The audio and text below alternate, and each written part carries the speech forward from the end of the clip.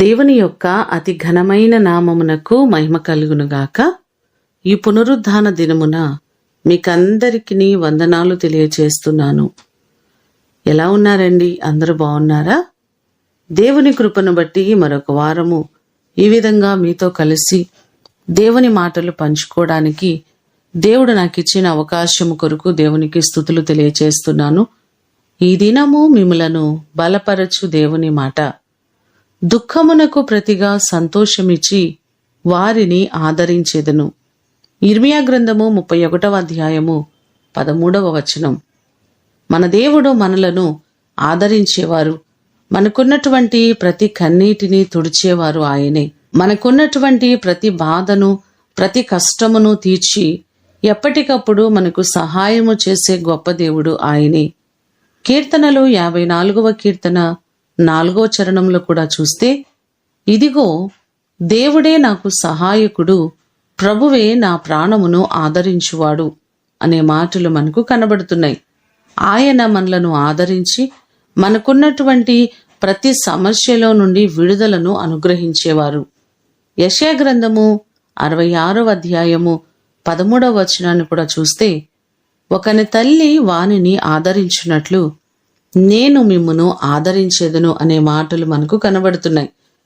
మన దేవుడు నిరంతరము మన పక్షముగా ఉండి మనలను ఆదరించేవారు. మనకున్నటువంటి ప్రతి కష్టమును తీర్చి మనకున్నటువంటి ప్రతి వేదనను, దుఃఖాన్ని ఆనందముగా మార్చే దేవుడు ఆయన. దేవుని ద్వారా మీకున్నటువంటి ప్రతి బాధలో, ప్రతి కష్టములో, ప్రతి శోధనలన్నిటి నుండి మీరు విడిపింపబడి ఆయన ద్వారా ఆదరింపబడుదురుగాక. ప్రార్థన చేసుకుందాం. సకల ఆశీర్వాదములకు కారణభూతుడవైన మా ప్రియ ప్రేమ కలిగిన పరలోకపు తండ్రి, నీ కృప చొప్పున ఈ దినము నీ పాదాల చెంతకు మేము వచ్చి ఉన్నామయ్యా. దయచేసి మమ్మలను జ్ఞాపకం చేసుకోండి. మాకున్నటువంటి ప్రతి దుఃఖమును, మాకున్నటువంటి కన్నీటిని ఆనందముగా మార్చే దేవుడవు, ప్రతి వారిని ఆదరించే దేవుడు మీరే ప్రభువా.